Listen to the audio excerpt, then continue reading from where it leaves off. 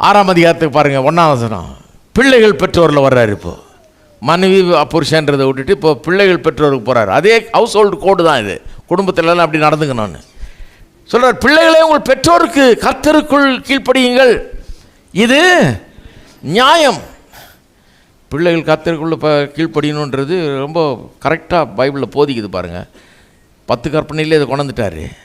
தகப்பனி தாயை கனம் பண்ணுவாயான்னு கொண்டுட்டு அதோட 2 ப்ராமிஸையும் அட்டாச் பண்ணிட்டார். அது சொல்கிறாருங்க, உனக்கு நன்மை உண்டாக இருப்பதற்கும் பூமியில் உன் வாழ்நாள் ரொம்ப நாள் இருக்கணுமா நல்லா இருக்கணுமா? எத்தனை பேர் ரொம்ப நாள் இருக்கணும் நல்லா இருக்கணும்னு? தகப்பனி தாயையும் கனம் பண்ணுவாயாக. பழைய ஏற்பாட்டில் வாசித்து பார்த்தீங்கன்னா பயங்கரமாக இருக்கும். சிலருக்கு அதெல்லாம் புரியாமல் தவிப்பாங்க. ஐயோ என்ன பிரதர் இப்படி சொல்லியிருக்குதுன்னு. ஒரு இடத்துல சொல்லியிருக்குது, எவனாவது தகப்பன தாயை கையை ஓங்கி அடித்தான்னா அவனை போட்டு தள்ளிடுன்றாரு. போட்டு தள்ளினா 2 அறை கொடுன்னு அர்த்தம் இல்லை. நம்ம அப்படி தெரிஞ்சுக்கூடாது. ஆளை காலி பண்ணிடுன்றார் ஆண்டவர். ஐயோ நம்ம ஆண்டவர் அப்படி சொல்லலாமாங்க?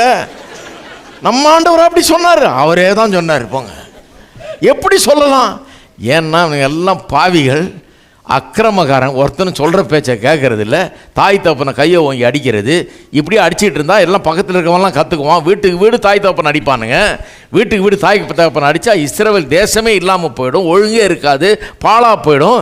பிள்ளைன்னா தகப்பன் தாய்க்கு அடங்கி நடக்கணும். இதுதான் ஒழுங்கு. இது இல்லைன்னா தேசமே இருக்க முடியாது, ஊரே இருக்க முடியாது, சமுதாயமே இருக்க முடியாது. ஒருத்தனை அடிக்க விட்டா எல்லாமே கெட்டு போயிடும். எல்லாம் சிலருக்கு கையை காலை எடுத்துடுறாங்க இல்லையா? ஏன் ஆள் செத்து போயிடுவான் இல்லைனா. அதனால தான் டாக்டர் கையை காலை எடுத்தார். அவர் ரொம்ப தேங்க்ஸ் சொல்லிவிட்டு ஒரு 2 லட்சம் கொடுத்துட்டு வர்றோம் அவர்கிட்ட. ஏன் காலை வெட்டினதுக்கு? காலை வெட்டினதுனால ஒரு நன்மை செய்தார். அவர் என்ன நன்மை? உயிரை காப்பாற்றிருக்காரு. அதனால தான் சொல்லார், பரவாயில்ல ஒன்று மைனஸ் ஆனால் பரவாயில்ல விடுன்றார். ஒருத்தனை போட்டு தள்ளினா தான் மீதி பேர்கள்லாம் காட்டு மிராட்டிகள் மாதிரி இருந்தானுங்க பாருங்கள். மீதி பேருக்கெல்லாம் எப்படி விளங்கும்? ஒருத்தனை போட்டால் தான் மீதி பேருனுக்கு விளங்கும். சிலருக்கு அப்படிலாம் இல்லைன்னா விளங்காது. அவனை போட்டாங்களா, ஐயோ நான் கூட கையை ஓங்கலான்னு நினச்சிட்டு இருந்தேன். வேணாம்ப்பா, உயிர் வாழணுன்னா ஓங்கக்கூடாதுன்னு கரெக்டாக இருப்பான். அதனால தான் வச்சார். ரொம்ப முக்கியம். ஆண்டவருடைய பார்வையில் குடும்பம் வெற்றி அடைய வேண்டும், குடும்பம் சமாதானமாக இருக்கணும், குடும்பத்தில் ஒழுங்கு இருக்கணும், கீழ்ப்படிதல் இருக்கணும். இதெல்லாம் ஆண்டவர் பார்வையில் ரொம்ப முக்கியம் பாருங்கள். அதனால தான் பிள்ளைகளை கண்டித்து இப்படிலாம் வளர்க்குறோம், கீழ்ப்படிதெல்லாம் கற்றுத்தரோம். ஏன்னா ஆண்டவர் பார்வையில் ரொம்ப முக்கியம். சமுதாயத்துக்கு அது அவசியம்.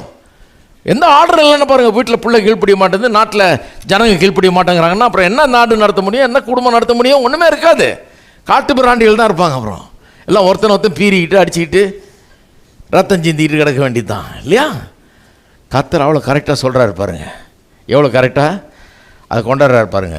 அப்புறம் சொல்கிறாரு, உனக்கு நன்மை, பிள்ளைகளே பெற்றோருக்கு கர்த்தருக்குள் கீழ்ப்படியுங்கள், இது நியாயம்.